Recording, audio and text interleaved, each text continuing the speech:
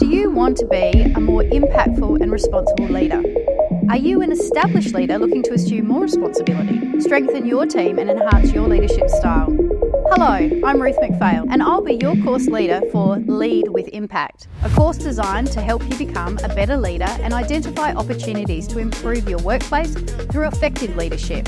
This free online professional development program offers research-informed multidisciplinary content and industry insights grounded in Griffith's values of inclusivity, innovation and excellence to help you become a better leader for the future. Sign up today and join me on this transformative journey. Together, let's lead with impact.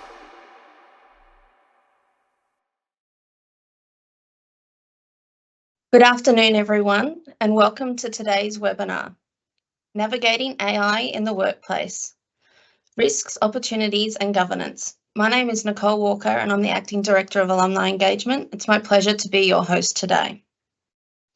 I acknowledge the traditional custodians of the various lands on which we are all located today. I am on the lands of the Yugambeh people and I pay my respects to elders past and present and to all Aboriginal and Torres Strait Islander peoples joining us today. We're really excited to bring you today's webinar. With over 1,000 registrations, AI continues to be a topic of great interest to our alumni community. These professional development webinars are provided complimentary as part of the university's commitment to supporting and engaging meaningfully with you all.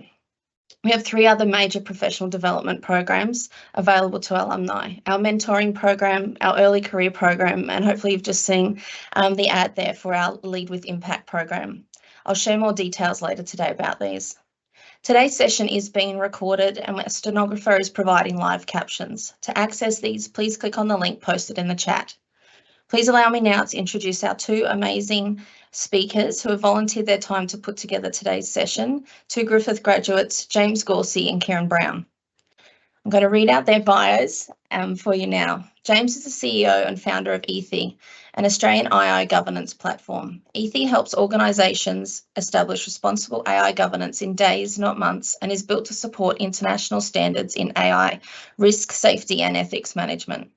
Ethē is an all-in-one solution to achieving and maintaining compliance with ISO 42001 and Australian AI safety standards. James is also the Managing Director and founder of Cadent, an ethical technology studio and certified social enterprise, working to align technology with humanity. Cadent has delivered tech consulting for the Australian Government, Queensland Government, not-for-profits and private companies. In 2023, Cadent donated more than 50% of its profits to AI safety standards and research and development through the Gauci Institute and the IEEE. James has enjoyed more than a decade in technology roles, holds a Bachelor of Psychological Science and an MBA, and is the chair of the National Australian Committee of the IEEE Society on Social Implications of Technology. Welcome to you, James. Our second speaker, Kieron, is the founder of LeadCycle and is a seasoned expert in B2B sales and marketing. He brings a unique perspective on leveraging AI for business growth. Kieron will share how AI helps founders and sales teams amplify their efforts and outcompete larger organisations. At LeadCycle, Kieron works with a small portfolio of growth-minded business founders. He'll be able to discuss the impact of AI on his team, hiring processes and workflows, and provide specific examples of how his clients are using AI to assist with data manipulation, content production, and hyper-personalised communication at scale, plus his AI pet peeves, mistakes, and what not to do. Before founding LeadCycle, Kieron held senior marketing positions in startups, agencies and brick and mortar companies. He graduated with a Bachelor of Business, majoring in Marketing and Management, and was an inaugural member of Griffith's Student Academy of Excellence, formerly the Griffith Honours College. Welcome, Kieron. James, we're going to start with you. The AI landscape is still pretty new. ChatGPT is less than 2 years old and already boasts more than 100 million active users.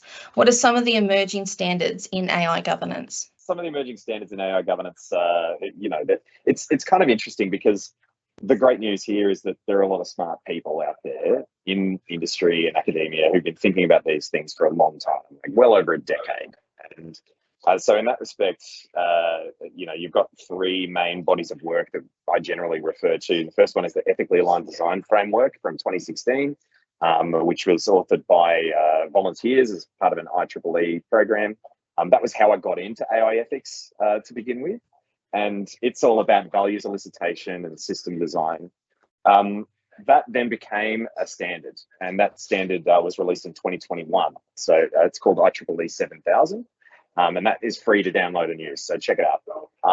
And recently we had ISO 42001 come out. So it's been adopted as the Australian standard. It was adopted immediately as the Australian standard. And it's about policy development. It's about risk management, impact assessment. If you've ever dealt with an ISO standard before in quality management, things like that, there will be some really familiar aspects. The main differentiator from a standard quality management system is the fact that it handles impact assessment as well. And that's what our product Ethē lets you adopt. It's 42001, and it helps you do that really quickly and in a low cost way.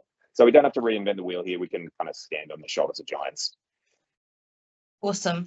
And obviously with those legislation and standards being so new, and I assume there's still plenty more on its way, what does that mean as well for organisational values and their importance currently for companies in this space? Yeah, that's a massive question, because, you know, in our organisations and in our lives, we're asking AI systems to make more decisions on our behalf and to take more actions on our behalf. And if we don't know what to value, how can we effectively tell a system what to value and how to make those decisions and actions? So the challenge that we have is that ethics and values are different for everyone, right? And some people haven't developed the skills yet to articulate those values or act authentically with those values. So it's important that we start to get explicit about the things we value as individuals, as organizations, and as a society, so that we can build AI systems to do more of the things that we value and less of the things that we don't. Awesome. And obviously organisations and indeed employees within those organisations are engaging in the use of AI. How can organisations ensure that the AI that they use and deploy is trustworthy, responsible, and ethically aligned? Well, I mean, the standards tell you a lot about that, and there's a lot of best practice out there. But at the end of the day, it's about getting those values documented and getting buy-in and awareness of those values, making sure that everybody's on board. And when it comes to the technical implementation, test the outputs of your systems against those values before you deploy them. Continually test the actual outputs after deployment. You know, these are things that it makes sense in theory, but don't often get done in practice. And so that's where governance comes in and make sure that those things do actually happen. Awesome. And there's a few risks, I guess, being highlighted there. What are some of the key risks that you see associated with the adoption and the deployment of AI? So there's kind of four big ones that get called out, particularly in the work that the IEEE publishes. And so those big four are bias, privacy, transparency, and accountability. So bias is an interesting concept because AI systems are built on bell curves. Anybody who did stats as part of their degree will actually be well equipped to understand some of this stuff. But you know, an example of where bias might come in, or unwanted bias might come into your AI system is, for example, you might have an AI recruitment screening system that's going to screen people out potentially based on their background just because they were fed a whole ton of data. Your data sources then become quite important to go and interrogate and make sure that they're representative of your sample. In privacy, you know, you might have plugged Copilot into your customer database. Is it going to dish out emails and credit cards when people just ask it to? That's a risk. Transparency is a risk. You know, have we set clear expectations for our customers and our users so that they don't misuse the system and get adverse results? And then accountability is, you know, when it goes wrong, who needs to act and who's responsible for continuously improving the systems? So. Awesome, thank you. The big four for us all to keep an eye out. James, you've given us a really good overview of the AI governance landscape and highlighted some really pertinent issues there that boards, CEOs, managers and individual employees need to be aware of. So James, thank you for that. And so Kieron, you're using AI actively in your business, both to support the creation of products and services for clients, and also to access process and quality efficiencies. So we'd love to know what your advice to business and individuals is who might still be resisting or even hesitant to use AI. Well, I don't know if those hesitations ever really go away. Certainly from my perspective, they just grow and change form when you start to look at implementing AI across your business. I certainly have plenty of concerns around what is the quality like? How is this impacting my brand, if at all? What could go wrong? Like, is the accuracy of the information that the AI is providing indeed accurate? Is it coming from reputable sources? Is it plagiarizing? Or is it hallucinating and spitting out things that are completely irrelevant? So I think people are right to have hesitations and concerns around this stuff. But in my world, which is business and specifically sales and marketing, there are huge benefits in terms of improving quality, enhancing speed, and reducing costs. And I think in many respects, that's what our clients encourage us to be really bullish on, and they want to be early adopters on this stuff so they can take advantage of those early moving advantages. So I think my perspective is one of cautious optimism. Yeah. And the three things that have worked for me in terms of overcoming that hesitancy initially is to start with things that are small and unsexy in your business. Look for mundane processes. In my case, it was things like transcriptions or data manipulation, that type of stuff that was taking up a lot of mental bandwidth and time. But it's not necessarily groundbreaking stuff. It would win me and the team back hours in the week, which is a good win. And it means you get exposed to the nuances of how it works. Secondly, I would say find 2 to 3 reliable thought leaders and basically put the blinkers on for the rest. Whether those thought leaders come from your immediate network or on things like LinkedIn, having a couple of very astute voices in this space was really useful for me. Because if your LinkedIn feed looks anything like mine, it's lit up with people with a lot of opinions, and it can be like drinking through a fire hose. And then finally, I would say, make sure that you've got your business mission and values really tight, because who knows what the next few years are going to look like in this space. But the value-led businesses are going to be the people who navigate this best. Awesome, thank you. We've just got we've got everything working, which is good. I'm glad we can hear you. So obviously you've given some tips there on how you, well, obviously that everyone shouldn't ignore AI. It's something we've got to get on board with. But then you spoke briefly about how you started with your company, things you're doing. What else since then, and you've become more familiar with the opportunities there, how has AI helped you to grow your company? So what we're doing in the growth space is basically trying to replicate sales and marketing professionals and do human level marketing personalization on autopilot. So I've got a few examples here of how we're sending out personalized emails and basically making all the same data and decisions that a very accomplished salesperson would make.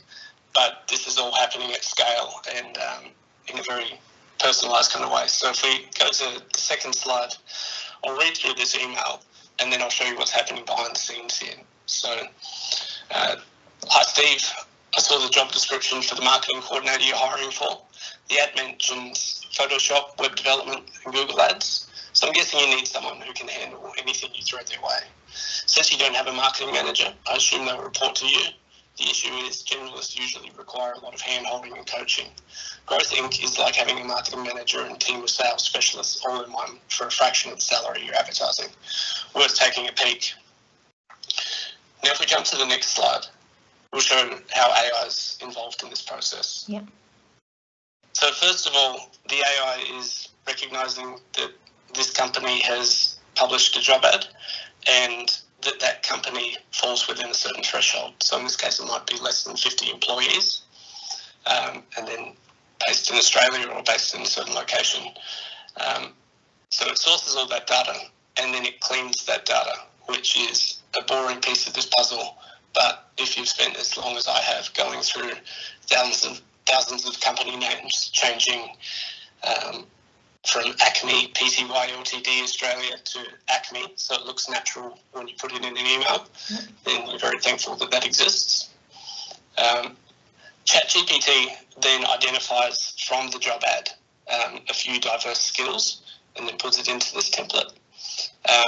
And then it will actually look at that company and it'll determine if they've got a marketing manager, and if not, it'll merge into this paragraph that basically says, well, the marketing person in this function is going to be reporting to the founder, who in this case is who we're reaching out to. All of that happens on autopilot, and I would suggest that that is basically as compelling an email as a salesperson would put together manually, probably taking 15 to 30 minutes at least each time they create one of those. The next one is another example of this coming from a different angle. So we'll just look at this one. Hi Beck, I heard Tom on the Tech Bros podcast. It's wild to me that Glitchify has its own series. Doesn't have its own series. Have you considered producing a show for crypto historians? These would be my 3 dream guests, and then I'll list the 3 guests. I'd love to collaborate on a podcast series and help you blow Nerdvana out of the water. How about you, me and Tom bounce around some ideas and see where it takes us? And then again, we get the breakdown on the next slide. So we've recognised that the founder has taken an action. In this case, they've appeared on the podcast. And then we've researched that company and we've found the marketing person of that company, in this case, Beck. Again, all that information gets cleaned up. And then we use an AI web crawler that checks if that company has a podcast. If it recognises that it doesn't, then we proceed. And then it looks at ChatGPT, looks at the business description to work out who this company is selling to. In this case, pretty niche stuff, crypto historians. And then based on the business description, we asked ChatGPT, where we've shaped a prompt to suggest 3 guests based on that business description. And it outputs something like this, which is a bit of an art in making it to output in the format that you like, but it's pretty compelling when it gets it right. And then finally, we use an AI web crawler to identify the company's competitors. In this case, it's Nerdvana. And then we have a little playful dig in there to say how we can help. So that's a couple of examples of how we're using it in the growth function to try to replicate the art of sales in a very scientific kind of way. Thank you. Thanks, Kieron. And it really, there's so many different ways that you can use it. And I know you're going to talk to us now about some ways that people can use AI to increase the quality of the work. Yeah, so these are the 7 prompts that I use on a day-to-day basis to level up the work that we're getting out of ChatGPT. So if we look at the first one, this is a mistake that many people make, is that the expectations of what ChatGPT can do are insane, but there is an onus on you to be able to provide the context for it to do a good job. In the same way that if you were delegating a job internally within your business, you do need to give it the right backstory and set appropriate expectations. So I use this prompt, do not start writing yet, and then follow that by dropping various resources and all the context that it will need to do a good job. So it might be reference materials, writing samples, and more instructions about the job. It just means that ChatGPT will hold fire before it starts outputting anything. Next one, align your output with these examples. So this is a big one. Show ChatGPT what you want it to output. So in the case of, like, we had that the guests that we wanted on the podcasts in that previous example, the way that we get it to provide it in such a specific format is to provide it with lots of examples of what good output looks like. And whatever you're working on, whether it's an article or a job description or what have you, the more information that you can feed it of what you've done in the past, the better that your future output will be. Awesome. Number 3, act as role, which is simply telling it how you would like it to speak, what context you'd like it to speak, writing styles, personality traits, expertise. And this, if you're writing from your perspective, you might describe yourself in as much depth as possible, or a little shortcut is that you could say someone famous, an author, or a thought leader in your space, and emulate their tone of voice. Awesome. Number four, make it readable. This one is my go-to. Save this one if you take nothing else away. Write in the style of thought leader. Insert the thought leader's name there. Use Australian English. Use short, punchy, easy to read sentences. Write at a 9th grade level. Most paragraphs should be no longer than 2 to 3 sentences. Use active language. Don't make it longer than it absolutely needs to be. I use this probably once every 15 minutes. ChatGPT is notorious for being very verbose, unnecessarily so. And I just use this to make it much more punchy with anything that it outputs. Number 5, please guide me through this process step by step. So anytime you're going through a large, complex task, if you were doing it manually, you wouldn't try to do it in one fell swoop. You would break it into relevant sections. So in the same way, ask ChatGPT to interview you to understand the task. Next, send it off on a job to do research. Next, get it to create an outline. And then finally get it to work through the end products, providing step-by-step feedback at each point. Number 6 is a quick and funny one, but ChatGPT seems less inclined to stretch the truth if at the end of your prompt you say, my job is on the line. I will get fired if you mess this up. And then finally, number 7, reverse engineer this into a prompt that I can use next time. So anytime that I'm working through a process that is a repetitive process in the business, at the end of that, if I'm satisfied with the output, then I use this prompt, and then ChatGPT will tell you what you should say next time to feed into it to get a similar sort of result. So you don't need to go through all those iterations. Awesome. Thanks, Kieron.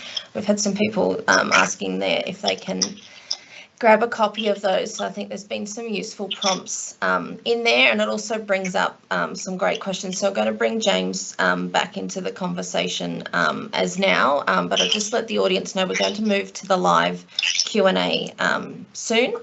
So if you have any questions for James and Kieron, you can start putting them now into the chat, and given the large volume, we'll try and get through as many as we can for you.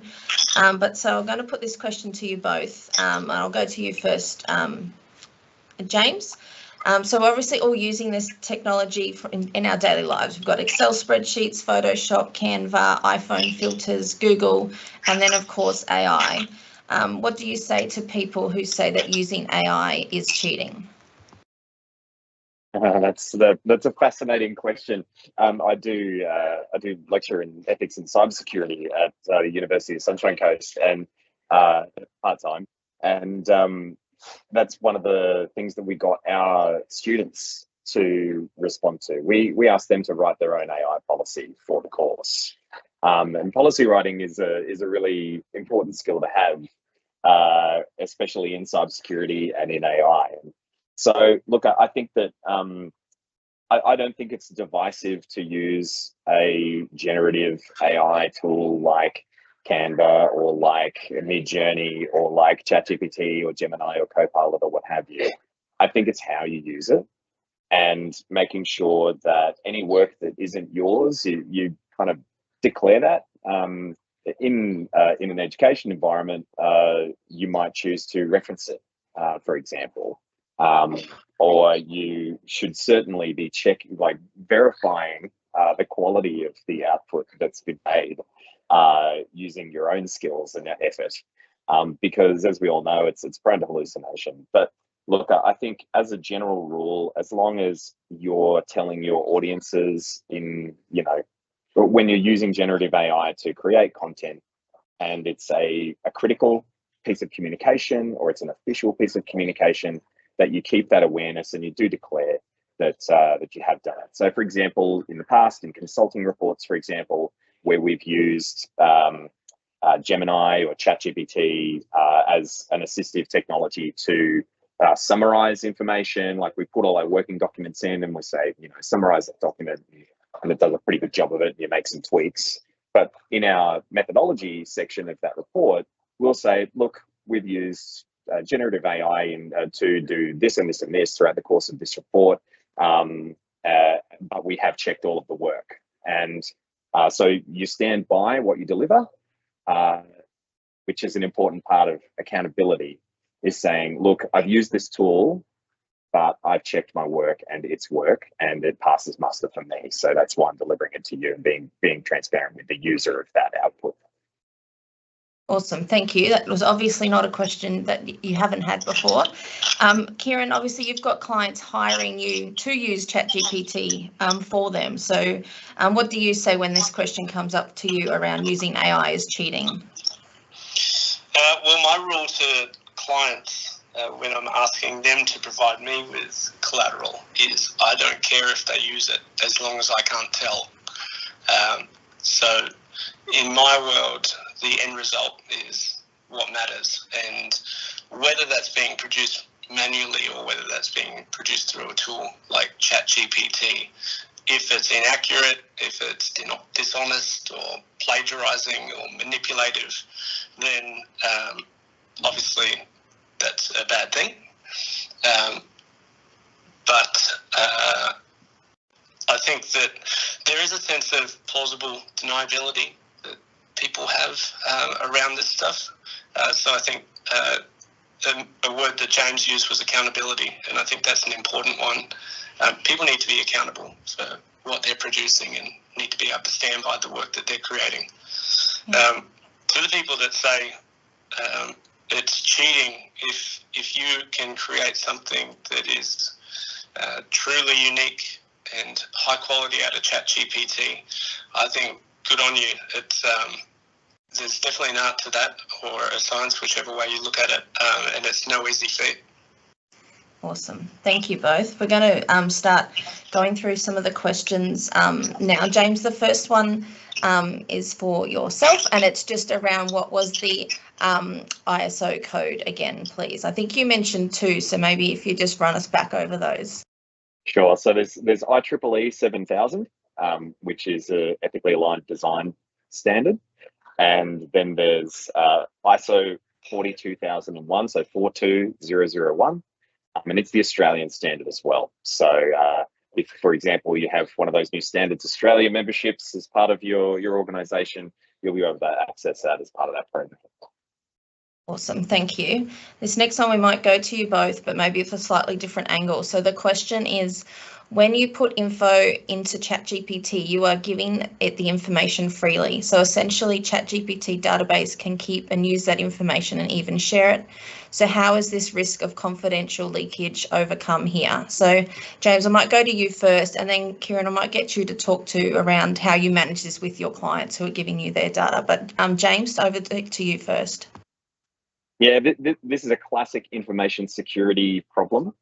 So are you disclosing something to another environment or another group of people that you shouldn't be disclosing? And yes, as a general rule, if you're using a free AI platform, it's storing and using all of the information that you're giving it in order to improve their machine learning model that sits behind the front of the screen. And so, yes, 100%. If you're using the free version of ChatGPT, it has a disclaimer at the bottom. Your chats will be used as training data.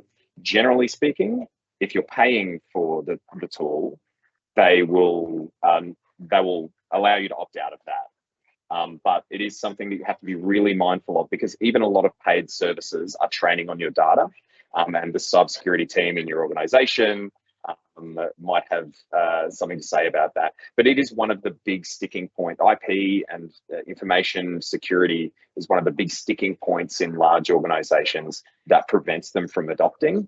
And so there's I wouldn't say willful ignorance, but there's a level of reticence to engage with policymaking around AI for exactly that reason, because of the accountability that the organisation might have for opening the floodgates, so to speak, on use of AI in organisations. So, yeah, great question. Thank you. And Kieron, how do you go there with your clients and managing that with them? I think the first step is knowing what you're getting into, and as James said, the opt-out around using premium versions of different tools. The old adage that if you're not paying for the product, you probably are the product rings true. In our case, we're typically using information that is already publicly available, where a lot of what we're doing with the sales function and the examples that I walked through before are based on publicly available information as it is.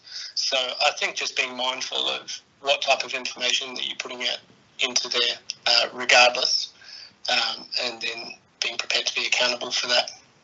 Awesome, thank you.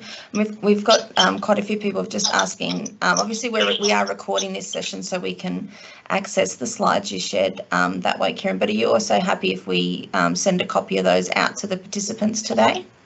Yeah, I've actually got a more comprehensive version of the deck that I'm happy to share with everyone. Okay, awesome. Thank you for that. And Kieron, we've got this next question here is for you. So it's, hi Kieron, as from Teresa. Hi Kieron, aside from ChatGPT, what is another favourite AI tool you use in your business and how do you use it? It's different levels of granularity. So I've been fairly reluctant to use many tools because you end up with a toolbox of 1,000 things that do very granular use cases. But one, for instance, that's popped up on my radar recently is a tool called Twain. And people might be familiar with the tool Hemingway Editor, which is it's like a writing prompt that is increasingly AI powered. But Twain is a similar sort of thing where it will provide feedback on copywriting. And it's quite niche in the sales world. So typically I'm pretty adverse to tools that provide general feedback on copywriting, but Twain is a good one. It seems to have very good recommendations that align with the very specific niche of marketing that I found myself in. Awesome, thank you. Our next question is, how do employers ensure that applications for positions are a reflection of the person's skills and knowledge rather than a good AI user? So, Kieron, I'll go to you and then we'll come to you, James. Well,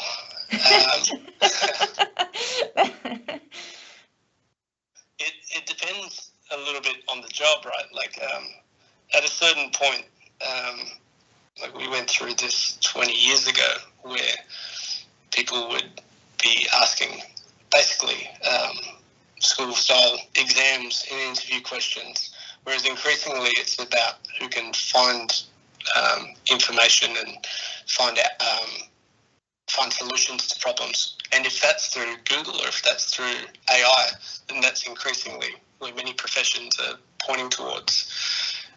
So I think in one part, working out if that is entirely important, differentiating those two. And if it is, then there's certainly tools out there that are basically closed book exams to verify certain skill levels, like the specialty ones around coding and that type of thing. So there are closed book verification tools out there that will make sure that people can actually do what they say. But I also think that being able to find solutions to problems is equally as important, and if that's ChatGPT or AI that they've got in their toolbox, then more power to them. Okay, thank you. James, how about yourself? This is one of the major challenges of the education sector at the moment, is how do we prepare the next generation of workers and contributors to society for a realm where knowledge is less important than critical thinking skills? Because in the past, our current higher education system and the whole education system really is predicated on this idea of giving you the knowledge that you need to recall in certain situations. Whereas that's becoming less and less important in our day-to-day lives. And Google is a great example of that, where they basically made a multi-billion-dollar business off the back of everybody not needing to remember anything anymore, like factoids about actors or finding out what happened on a certain day in the past. Like, I don't have to remember that anymore. I can just Google it. I've got my phone. So it's a similar situation, but at a much larger scale, because the latest wave of AI, generative AI, has the ability to synthesize information for us. And that's not something that we're used to.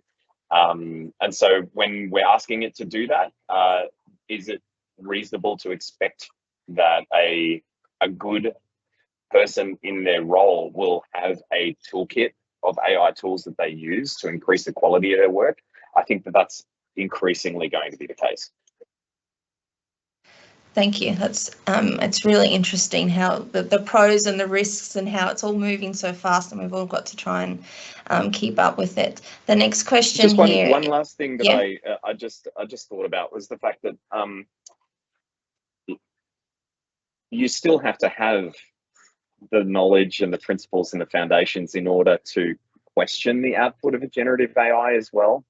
And so you still need to be experienced and knowledgeable in your field enough to know when the AI is wrong, at an intuitive level when you're interrogating one of its outputs.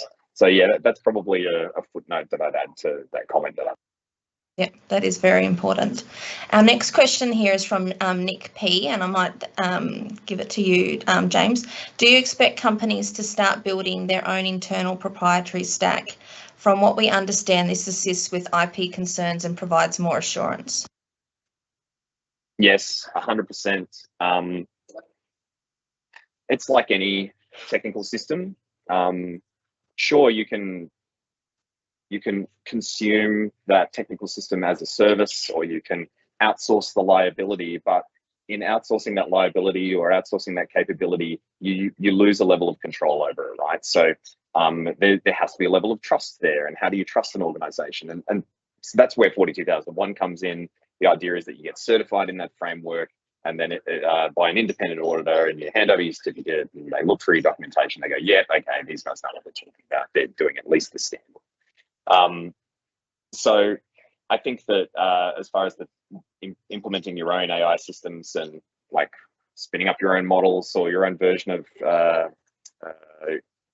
like ChatGPT in your own environment, or one of the Microsoft products, or running Llama 3 on a server, yes, I do recommend it for those information security reasons, but that doesn't control for the fact that you still have to make sure that you're then taking on all of that testing regime and that risk management regime, and so there are other overheads that you have to take into account to make sure that you get more of the good and less of the bad.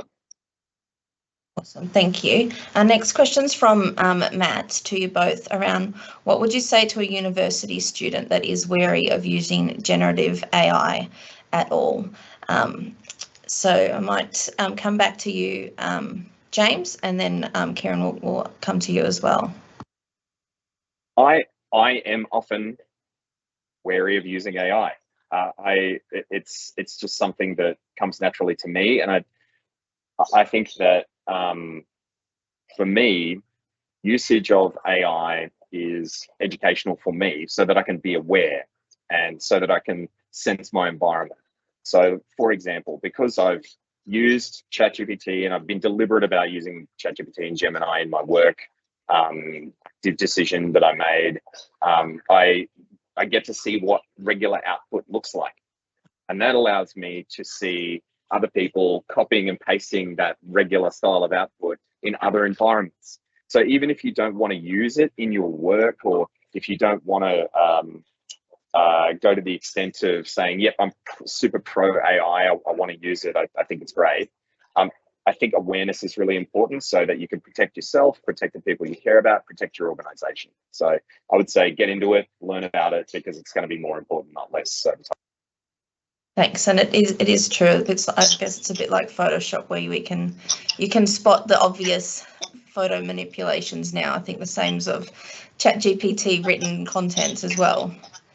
It's that classic situation of knowing is half the battle. If you can be aware of the way that things can go wrong, or the ways that generative AI might be used to manipulate people or what have you, you're on your way to protecting yourself and others. Awesome, thank you. And Kieron, what's some additional advice you might give to a university student? Well, I think the challenge is that in my instance, and my experience with AI, it's built on the existing foundation that I have in sales and marketing, which are built around really fundamental principles.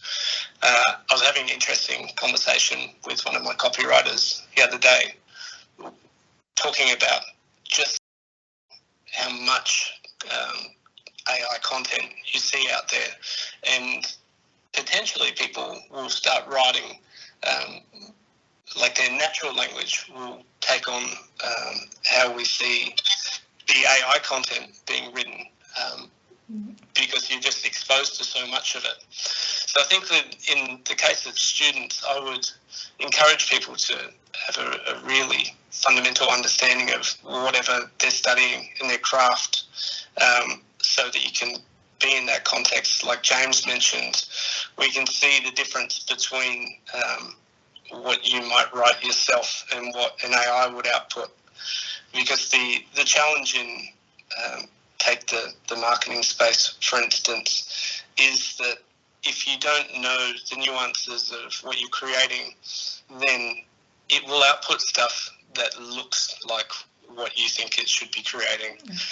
And then you start to peel back the layers and you realise that there's less substance and less nuance than what you would like. So I think you need to focus on mastering your craft as much as possible, and then you'll be able to see the gaps between the generative AI and what actually works, or the best way to go about things. Yeah, awesome, thank you. The next question is, what's a web crawler? So I'll leave that one with you, Kieron. Sure. A web crawler is not necessarily anything new. It's something that will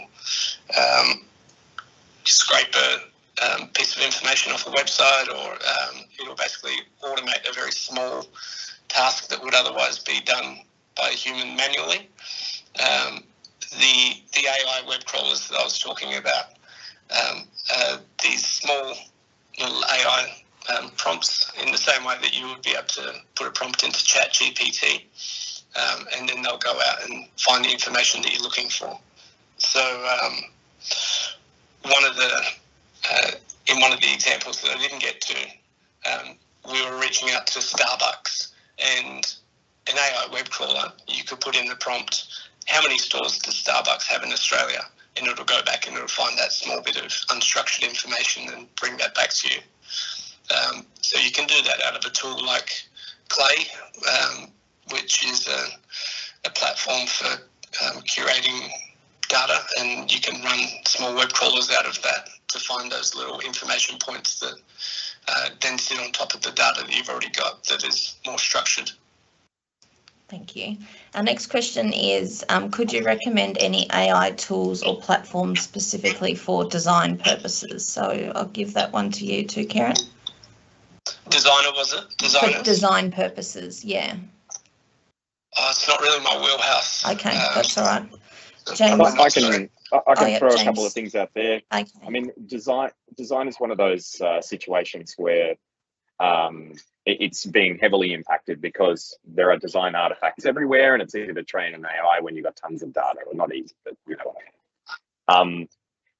Conversely, there are very few design tools being brought out that don't have an element of AI baked in. So Photoshop has it now, Illustrator has it now, all the Adobe Suite has it.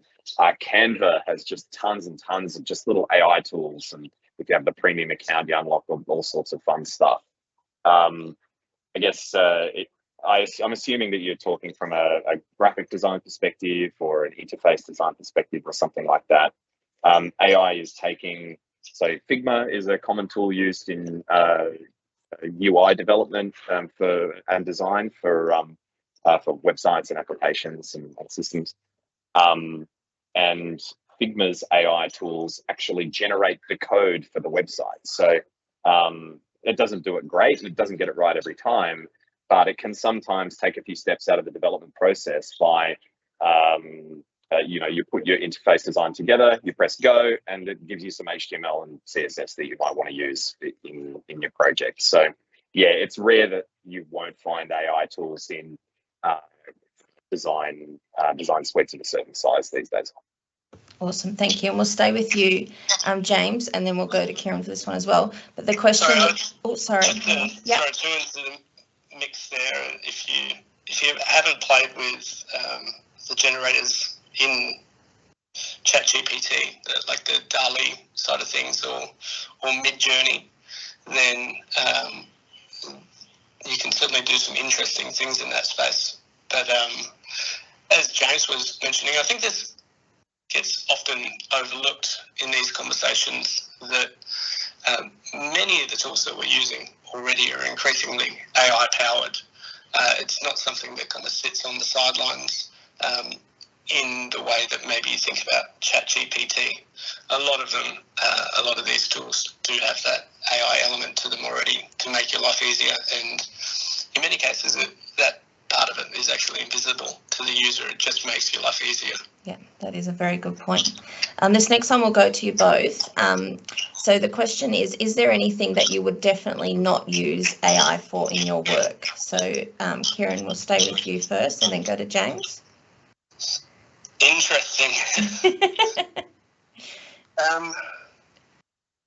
I'm sure there are many obvious things that come back to perhaps the cybersecurity side of things or client risk. There are things that it's not very good at the moment. So like one of the key parts of what makes our campaign successful is understanding clients with a lot of nuance, and for the most part AI is providing kind of broad swooping marketing recommendations for people. So it's not a great fit in that respect when you're looking for very nuanced insights. But recently, perhaps a better example is there are some examples like human cloning, basically, where it's face to video, and you record a video of yourself and then it overlays it generates your text, and you can basically put a script into it and clone yourself as many times and have it saying whatever you like. And we looked at including that in some of the outreach that we were doing, and I was quite excited by the potential around that, but it just wasn't where it needed to be. So that was an example of where I was excited, but I just had to put that on the shelf. And I've actually had that technology pop up this week again, and I think it's almost where it needs to be. But don't be afraid to put something on the sidelines if it's not. Awesome. Thank you. James, how about yourself? It's a really insightful question, I think. So what comes to mind for me is the absolute boundaries of human interaction, where in the near future, we will have tools that will be in our email inbox, that will send out emails on our behalf, that will just summarize all of our, like some of these tools exist right now. This is not fanciful or future thinking or anything. These tools exist where the AI tool sits in your inbox, synthesizes all your email, and can send out email on your behalf. We're going to soon be in an information landscape where AIs are talking to AIs within our own inboxes. And so that's hugely problematic for a range of different reasons. But the one that, the one that my heart tells me is most important is those instances where you should be communicating authentically and genuinely, and or if it's critical communication, that's not where AI should be used. in my personal opinion, and I would never use AI for that. If what you're saying is important to yourself or to somebody else, that's probably not what you should be using AI for, because it's not authentic and people will notice, and that has knock-on effects for your relationships as a human. So that's a bit of a warm and fuzzy kind of very non-techie kind of answer, but I think it's an important one. Yeah, no, that is good. We've just probably got time for one more question. This question is from JA. If a company does not use AI, is there a danger that staff will use it on their own devices, shadow AI? How should companies and staff approach this, and what sort of advice be provided? So James, I'll go back to you on this one. Shadow IT, one of my favorite challenges. Look, yes, you're right. People are using it whether you like it or not. And if you don't have an AI policy in place, you've got a problem.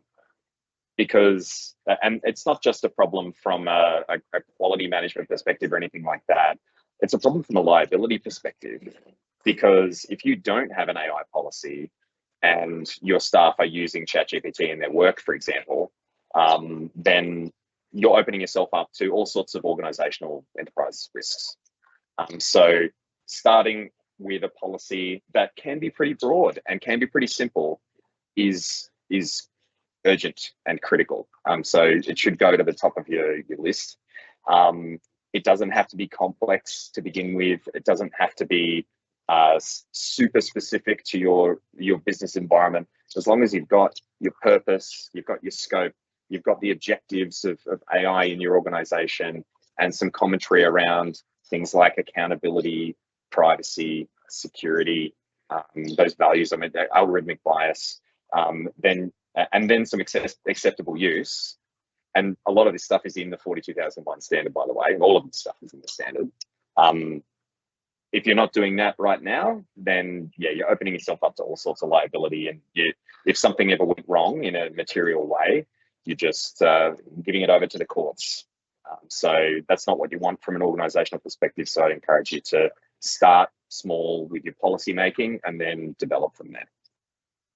Awesome. Thank you very much. That was a great message to wrap up on. So James and Kieron, thank you both so much for volunteering your time and the generosity you've given in sharing your insights and your expertise with us today. The path to AI adoption and success remains fast-paced and ever-changing. I'm sure there's been new platforms mentioned today that people haven't heard of, and there'll be more coming in the coming days and weeks, no doubts. But we all need to embrace that change and learn how to use these platforms sustainably and ethically for positive impact. Griffith does have some great courses around cybersecurity and artificial intelligence, so we'll share some links in the chat if anyone's interested in learning more about those. But to continue the AI conversation and to connect with alumni interested in AI, please sign up to the Alumni to Alumni mentoring program. There's a option when you sign up, if you select interested in AI, it's one of the questions on the profile form, that'll allow you then to match with fellow mentees and mentors interested in AI. So the website's griffith.edu.au/alumni/AAMP, Alumni to Alumni mentoring program. We'll post a link for you there in the chat. We do currently have more mentees looking for AI guidance than we have mentors. So particularly if you're happy to share some of your AI experience, we'd love to welcome you to the platform. To further support the leadership capabilities of our alumni community, we encourage you to enrol in the upcoming Lead with Impact course. You should have received an email, it would have come through yesterday, with details on that new program and how to enrol, and we'll also put a link for that one in the chat too. We've got some great events coming up, including a Career Compass event for recent graduates 0 to 5 years out from graduation, plus a range of international events. So visit the Griffith Alumni website to find an event near you. Our next webinar will be on Wednesday, the 7th of August, and the topic is goal setting and working with others in high pressure situations. And we'll be joined by Olympic gold medalist and Griffith graduate Naomi McCarthy. So really looking forward to that, and we'll share more details soon. To close our proceedings today, I'm going to share an important video message from Vice-Chancellor and President, Professor Carolyn Evans. The rising cost of living is an issue close to many at the moment, and our students are particularly feeling the pressure. At Griffith University, we want to ensure that as many students as possible can successfully complete their university studies. So if you can make a contribution of any size, the university will match your donation to support the Brighter Futures appeal. Thank you all for your time today, and now over to the Vice-Chancellor. We know that a Griffith education transforms lives. We don't just believe it or hope it, we see it in action every single day. But sometimes unlocking the potential of those students requires a little bit of assistance in overcoming personal or financial hurdles. That's what the Brighter Futures Scholarship Appeal is for. When I first started my degree, I always expected it would be challenging. I don't think I knew just quite how challenging though. Sometimes you just need to have a cheerleader, someone shouting from the sidelines, encouraging you to do your best. That's what the Brighter Futures Scholarship was for me. It has made a huge difference to my life, giving me more time to focus on my study and my kids. Receiving a scholarship through the Brighter Futures Scholarship program represented more than just money. It helped me to have faith in myself, to dream big and believe that anything is possible. The scholarship means I can keep up the momentum I've gained from volunteering and internships I've had with the Australian Society of Microbiology and Glycomics Institute. It meant a lot knowing that so many different people I'd never even met had donated towards the scholarship. With the scholarship, I have the flexibility to keep working towards my goals of creating new medicines that could save lives. I'm going to ask you to join me in supporting these wonderful students so that they can have a transformative education, change their lives, and become the graduates we need for the world that we're facing.